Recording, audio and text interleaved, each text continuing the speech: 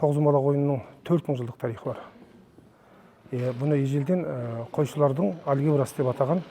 Әрине, бұл біздің тәуелсіз Қазақстанымызға жастардың ой өрісін дамытуға тоғызқұмалақ сынды осындай ойындардың қажеті өте көп. Сондықтан Қазақстан республика деңгейінде осы жарыстар ұйымдастырылып жатыр. Соның ішінде біздің облысымызда мәслихат депутаттарының арасында бүгін жарыс өтіп жатыр. 20 күні Астана қаласында 9 қыркүйек күні 5-ші дүниежүзілік көшпенділер ойынында бір мезетте 100 мың адам қатысқан тоғызқұмалақтан жарыс өтеді. Мен бұндай сайысқа алғашқы рет қатысып отырмын осы іріктеу турниріне. Жалпы мен педагог ретінде жұмыс жасағандықтан бізде ауданда жылда білім қызметкерлері арасында осындай сайыс өтіп отырады. Яғни мен бұрын педагогтармен ойнасам, бүгінгі таңда облыстан келген сайысқа қатысушылармен бағымды қазір сынап отырмын.